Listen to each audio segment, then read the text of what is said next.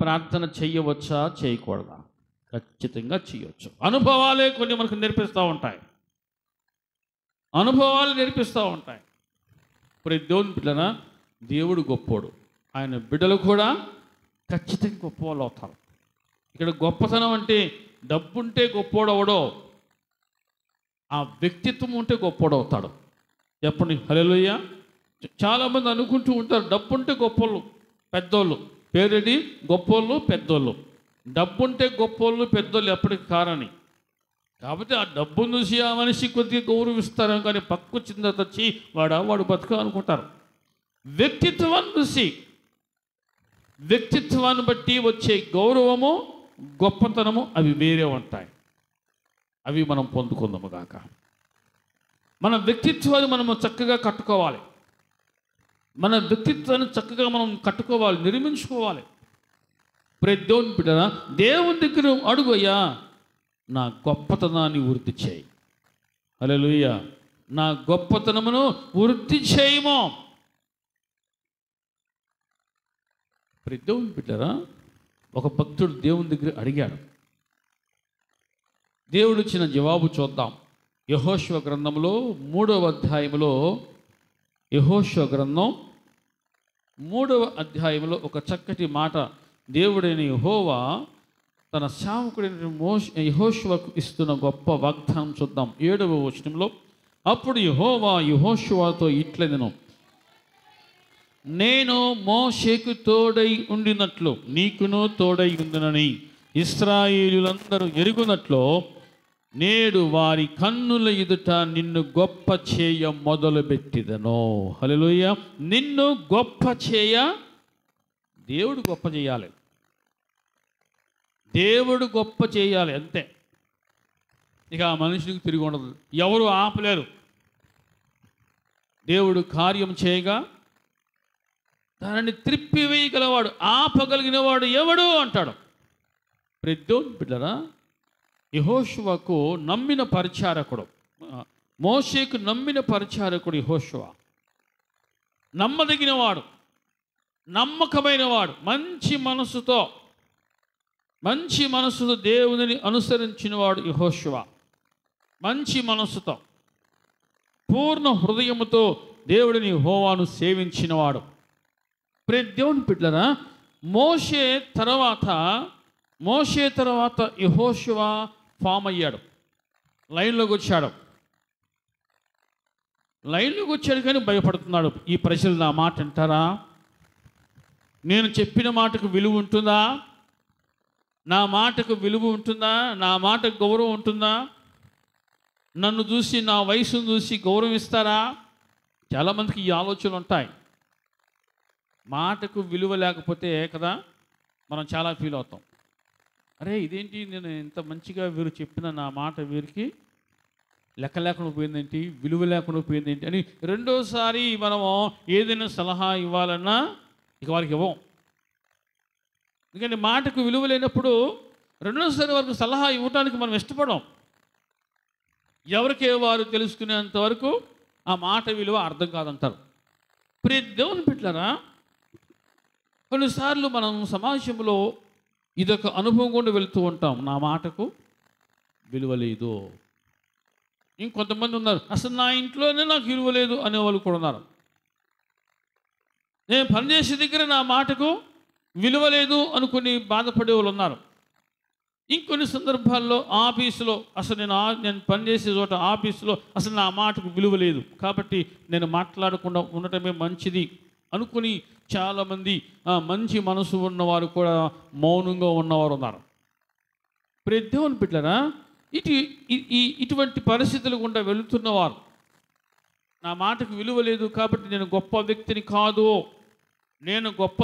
కాదు కాబట్టి నా మాటకు విలువ లేకుండా పోయింది అని లోపల బాధపడే వాళ్ళు ఉన్నారు. ప్రతి దేవుని బిడ్డలారా, దేవుడు నిన్ను గొప్ప చెయ్య మొదలు పెడితే ఎవరునో దానిని ఆపలేరు. ఆమేన్. ఇక్కడ దేవుడు యెహోషువకు ఇచ్చిన గొప్ప వాగ్దానం ఏంటంటే, నేడు వారి కన్నుల ఎదుట నిన్ను గొప్ప చేయ మొదలుపెట్టిదను. ఆమేన్ చెప్పండి. దేవుడు మొదలు పెట్టాలి నిన్ను పైకి లేపాలని ఆయనే, నిన్ను గొప్పవానిగా నిలబెట్టాలని ఆయనే, నిన్ను గొప్పవానిగా చేయాలని ఆయనే. దేవుడు గొప్పవానిగా చేస్తే ప్రతి దేవుని బిడ్డరా అది వేరేలా ఉంటుంది. అంతే. నిన్ను ఉన్నతమైన స్థానానికి నడిపించేవాడు ఆయన. మనల్ని ఆయన ఉన్నతమైన స్థానానికి నడిపించే గొప్ప దేవుడు ఆయన. యెహోషువకు భయం ఉంది సమావేశంలో. ఏంటి భయం అంటే, వీళ్ళు నా మాట వింటారా, వీళ్ళు నా మాట వింటారా అని భయం ఉంది. దేవుడు అంటున్నాడు, యెహోషువా, నేను మోషేకు తోడై ఉండినట్లు, మోషేను చూడగానే సమాజం ఏ విధంగా భయపడిందో, ఏ విధంగా మోషేను గౌరవించిందో, నేను నిన్ను అలా చేస్తా. వారి కన్నుల ఎదుట నేను నిన్ను గొప్ప చేయ మొదలుపెట్టెదను. ఆమె చెప్పండి. ప్రతి దేవుని బిడ్డ ఎప్పుడు కూడా ఎవరు కూడా కురింగిపోవద్దు. కురింగిపోవటం కంటే కూడా చేయదగిన పని ఒకటి ఉంది. ఏం తెలుస్తుంది? దేవుని పాదాల దగ్గర ఉండి ప్రార్థన చేద్దావా, నా గొప్పతనాన్ని వృద్ధి చేయి, నా గొప్పతనమును వృద్ధి చేయి. ఇక్కడ భక్తుడు ప్రార్థించాడు. ఇక్కడ మనం చూస్తున్న 3వ అధ్యాయం 7వ వచనంలో దేవుడు అంటున్నాడు, నేను నిన్ను గొప్ప చేయ మొదలుపెట్టెదను. ఇది ఈ వాగ్దానం మన జీవితంలో నెరవేరునగాక. మన వ్యక్తిత్వాన్ని మనము కాపాడుకుంటూ నిలబెట్టుకోవాలి. మన వ్యక్తిత్వాన్ని మనము చక్కగా నిర్మించుకోవాలి. ఖచ్చితంగా గొప్పతనము, గౌరవం ఏదైతే ఉందో అవి మన వెంబడి వస్తాయి. వాటి కోసం మనం పరిగెత్తాల్సిన పని లేదు. నువ్వు దేవుని దగ్గర ఉండు, నిన్ను నువ్వు కట్టుకో, నిన్ను నువ్వు తయారు చేసుకో. దేవుని దగ్గర, అయ్యా నేను ఎలా ఉండాలి నాకు చెప్పు, నేను అలా ఉంటా. నేను ఎలా జీవించాలి చెప్పు, నేను అలా జీవిస్తా, నాకు నేర్పించు. ప్రతి దేవుని బిడ్డరా, యెహోషువ దేవుణ్ణి పూర్ణ హృదయంతో మంచి మనసుతో వెంబడించినవాడు, సేవించినవాడు. కాబట్టి దేవుడు యెహోషువతో అంటున్నాడు, యెహోషువ, నేను వారి కన్నుల ఎదుట నిన్ను గొప్ప చేయ మొదలుపెట్టెదను. అందరికీ ఆశ ఉంది, నేను గొప్పోడు అవ్వాలి. డబ్బుంటేనే కాదు గొప్పోడు, అటువంటి వ్యక్తిత్వము కూడా ఉండాలి. వ్యక్తిత్వం లేకుండా ఎంత డబ్బున్నా సరే ఆ మనిషికి విలువ ఉండదు, ఆ మనిషికి విలువ ఉండదు. 4వ అధ్యాయం మనం చూసిన యెహోషువ గ్రంథము 4వ అధ్యాయంలో ప్రతి దేవుని బిడ్డరా 14వ వచనంలో మనం చూస్తున్నాం. దేవుడు 3వ అధ్యాయం 7వ వచనంలో వాగ్దానం ఇచ్చాడు.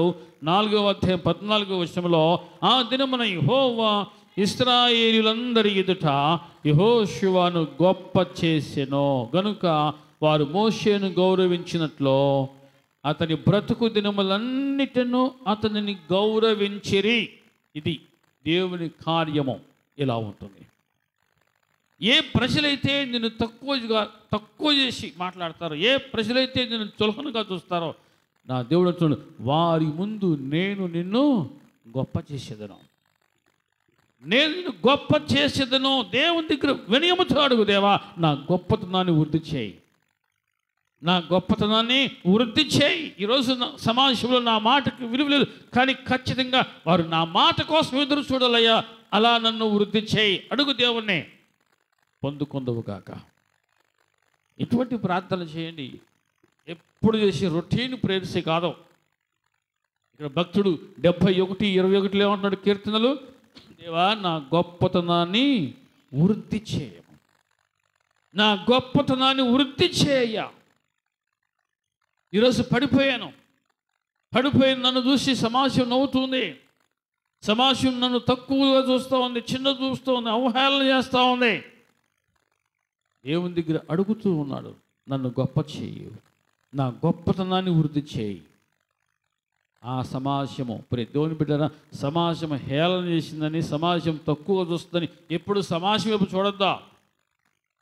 బాగుంటే పొగిడిద్ది, తేడా వస్తే నువ్వు 365 రోజుల్లో 360 రోజుల్లో బాగా చూడు, 5 రోజుల్లో చిన్న చిన్న తేడాలు వస్తే అసలు ఈ 360 రోజులు మొత్తం మర్చిపోయే సమాజం ఏది మీకు అర్థం కాల.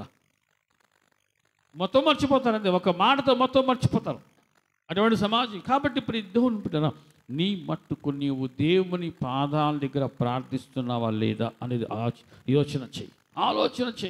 ఇక్కడ భక్తుడు ఎంత శ్రేష్టమైన ప్రార్థన చేశాడో ఇక్కడ మనం చూస్తున్న 4వ అధ్యాయంలో, వారి కన్నుల ఎదుట ఏమంటున్నాడు, గొప్ప చేసెను.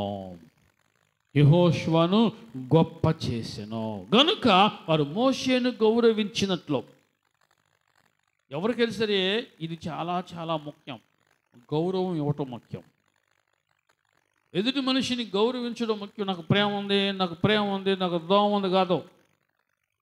గౌరవించడం చాలా చాలా ముఖ్యం. అదే చెప్పండి. గౌరవించడం తెలియకపోతే దేవుని బిడ్డరా అది చాలా తప్పు అన్నమాట. నువ్వైనా సరే నువ్వు ఎదుటి మనిషి నుంచి ఇటువంటి గౌరవం కావాలని కోరుకున్నావో ఖచ్చితంగా నువ్వు ఎదుటి మనిషిని కూడా ఆ విధంగా గౌరవించడం నేర్చుకోవాలి. గౌరవించాలి. ఇంగ్లీష్లో ఒక చక్కటి కొటేషన్ ఉంది, గివ్ రెస్పెక్ట్, టేక్ రెస్పెక్ట్. గౌరవం ఇవ్వు, గౌరవం పొందుకో. దేవుని బిడ్డ నీ మట్టుకు నీవు నీ తోటి వారికి, నీ ఎదుటి వారికి గౌరవిస్తున్నావా? గౌరవాన్ని ఇస్తున్నావా? నువ్వు ఎటువంటి గౌరవాన్ని ఇస్తావో ఖచ్చితంగా నీకు తగిన గౌరవం నీకు వస్తుంది. గౌరవించడం నేర్చుకోవాలి. ఇప్పుడు చదువుకున్న పుస్తకాల నుంచి ఒక చక్కటి కొటేషన్ చదువు సంస్కారాన్ని నేర్పిస్తుందట. ఈ రోజుల్లో దేవుని బిడ్డ సంస్కారం అనేది లేని విద్య ఎక్కువైపోయింది. ఎంతో బాగా చదువుకుంటున్నారు కానీ వారికి ఏమంటే తెలుసా, సంస్కారం ఉండట్లేదు, మర్యాద తెలియట్లా. సంస్కారం లేని చదువు, మర్యాద లేని చదువు, గౌరవించడం తెలియని చదువు అది పనికిరాదు, ఉపయోగపడదు. దేవుని బిడ్డలారా ఖచ్చితంగా ఎదుటి మనిషిని తగిన విధంగా గౌరవించు. ఖచ్చితంగా దేవుడు నిన్ను గౌరవిస్తాడు. ఆమె చెప్పండి. గౌరవించడం నేర్చుకోవాలి. దేవుని బిడ్డలారా ఇక్కడ దేవుడు యెహోషువతో అంటున్నాడు, నేను నిన్ను గొప్ప చెయ్య మొదలుపెట్టెదను. 4వ అధ్యాయం 14వ వచనంలో యెహోషువను గొప్ప చేశాడు. మోషేను గౌరవించినట్లు అతడు ఆ బ్రతుకు దినములన్నిటిను అతనిని సమాజము గౌరవించెను. హల్లెలూయా. గౌరవం ఇది చాలా ముఖ్యం. కుటుంబంలో కావచ్చు, సమాజంలో కావచ్చు, ఖచ్చితంగా ఈ గౌరవం అనేది ఉండాలి. ఈ గౌరవం అనేది ఉండాలి. తగ్గింపు ఉన్న వారిలో ఖచ్చితంగా గౌరవం అనేది ఉంటుంది. హల్లెలూయా. తగ్గింపు ఉన్నప్పుడు, వినయం ఉన్నప్పుడు ఖచ్చితంగా గౌరవించడం వారు చేస్తారు. నేర్చుకోవాల్సిందే దేవుని బిడ్డరా. కాబట్టి దేవుని బిడ్డ నీ వల్ల ఒక మనిషికి నేను అవమానించబడ్డాను అనేటువంటి బాధ ఉండకూడదు. అది కూడా మనం నేర్చుకోవాలి. ఇదిగో నా వల్ల ఒక మనిషికి కష్టం కలిగింది, ఒక మనిషికి గాయమైంది, ఆ మనిషి బాధపడుతున్నాడేమో అని తెలుసుకొని వెంటనే ఆ మనిషితో సమాధాన పడితే ఖచ్చితంగా దేవుడు నీకు తగిన గౌరవాన్ని ఇస్తాడు. ఆమె చెప్పండి. ఎదుటి మనిషి నన్ను గాయపరచకూడదు, నన్ను దుఃఖ పెట్టకూడదు, నన్ను బాధ పెట్టకూడదు మనం ఎలా కోరుకుంటామో మనం కూడా చెప్పండి వారిని గాయపరచకూడదు, దుఃఖ పెట్టకూడదు, బాధ పెట్టకూడదు. గౌరవం అనేది ఉండాలి, ఇచ్చిపుచ్చుకోవాలి. హల్లెలూయా. దేవుని బిడ్డలారా దేవుడు అదే మనకు నేర్పిస్తున్నాడు. ఒకరినొకరు ఘనపరచుకోండి అంటాడు. ఒకరినొకరు ఘనపరచుకోండి, ఒకరినొకరు ఆదరించుకోండి, ఒకరినొకరు ప్రోత్సహించుకోండి. ఘనపరచుకోవడం అంటే గౌరవించుకోవడం. లెక్కలేనితనంగా ఉండకూడదు, లెక్కలేనితనంగా ఉండకూడదు. ఏంటంట అన్నట్టు ఉండకూడదు. చక్కగా మన సమాధానం కూడా సంస్కారవంతముగా ఉండాలి, ఉండనుగాక. ఇక్కడ ఒక భక్తుడు ప్రార్థన చేశాడు. 91వ కీర్తనలో దేవుని బిడ్డలారా చాలా చక్కటి ప్రార్థన చేశాడు. శ్రమలో ఉన్నప్పుడు చేశాడు. ఏం చేశాడు? 15వ వచనం, అతడు నాకు మొర్ర పెట్టగా నేను అతనికి ఉత్తరం ఇచ్చేదను, శ్రమలో నేను అతనికి తోడై ఉండేదను, అతనిని విడిపించి అతనిని గొప్ప చేసేదను. హల్లెలూయా. శ్రమలో ఉన్నప్పుడు మనం ఏం చేయాలి? శ్రమలు తెలిసి వచ్చాయా, తెలియక వచ్చాయా, ఇతరుల ద్వారా వచ్చాయా, నువ్వు చేసిన పొరపాట్లు బట్టి శ్రమలు వచ్చాయా? సరే, శ్రమలు వచ్చాయి. ఒకవేళ చేసిన పొరపాటును బట్టి శ్రమ వస్తే ఖచ్చితంగా దేవుని దగ్గర దేవా నేను తప్పు చేశానని పశ్చాత్తాపడాల్సిందే, ఒప్పుకోవాల్సిందే, విడిచిపెట్టాల్సిందే. ఒకవేళ ఇతరుల ద్వారా నీకు నష్టం కలిగించాలని, కీడు కలిగించాలని, గాయపరచాలని ఒకవేళ శ్రమలు వస్తే దేవుని దగ్గర నువ్వు ప్రార్థన చేయి. దేవా నేను ఏం చేసేందు వల్ల నన్ను ఎంతగా గాయపరిచారు, నన్ను ఎందుకు ఎంతగా వాళ్ళు శ్రమ పెడుతున్నారు, ఎందుకు వాళ్ళు నా మనసుతో ఎలా ఆడుకుంటున్నారో దేవునికి మొరపెట్టావు. తప్పు చేయటం వల్ల వచ్చే శ్రమ వేరు. నీకు నష్టం కలిగించాలని, హాని చేయాలని ఇతరుల ద్వారా వచ్చేటువంటి శ్రమ వేరు. దేవుని బిడ్డరా, శ్రమ వచ్చినప్పుడు అది ఎందుకు వచ్చిందో అని విచక్షణ జ్ఞానంతో ఆలోచన చేయాలి. ఒకవేళ తప్పు చేసినందుకు వచ్చినందుకు దేవుని దగ్గర అడుగు, అయ్యా నేను తప్పు చేసిన ఏదన్నా క్షమించు. ఒకవేళ నువ్వు తప్పు చేయకపోయినా శ్రమ వచ్చింది, దేవా నేను నీకు మొరపెడతాను, నాకు ఈ శ్రమ వచ్చింది, ఈ శ్రమలో నాకు తోడుగా ఉండు, ఈ శ్రమలో నాకు తోడుగా ఉండయ్యా అడుగు దేవుణ్ణి. ఆ విధంగా ప్రార్థించితే 15వ వచనం దేవుడు అంటున్నాడు, శ్రమలు నేను అతనికి తోడై ఉండేదను, అతనిని విడిపించి అతనిని గొప్ప చేసేదను. I will make him great. నేను అతనిని గొప్ప చేసేదను, గొప్పవానిగా నేను నిలబెట్టేదను. కొన్ని శ్రమలు రావటం మంచిదే. ఎందుకు తెలుసా? దేవుడు నీ పట్ల జాలి చూపిస్తాడంతే. కొన్ని కష్టాలు వచ్చినప్పుడు దేవుడు నీ పట్ల నిన్ను చూసి జాలి చూపిస్తాడంతే. అయ్యో నా బిడ్డ శ్రమలో ఉన్నాడు, నా బిడ్డ కష్టాల్లో ఉన్నాడు, జాలి చూపించే దేవుడు ఆయన. అలాగని కేవలం జాలి చూపించి విడిచిపెట్టేవాడు కాదు, కానీ జాలి చూపించడమే కాదు, కానీ ఆయన అంటున్నాడు, నేను అతనిని గొప్ప చేసేదను, నేను అతనిని విడిపించేదను, గొప్ప చేసేదను. హల్లెలూయా. అయ్యా నా గొప్పతనాన్ని వృద్ధి చేయి. దేవుడు ఏమంటున్నాడు?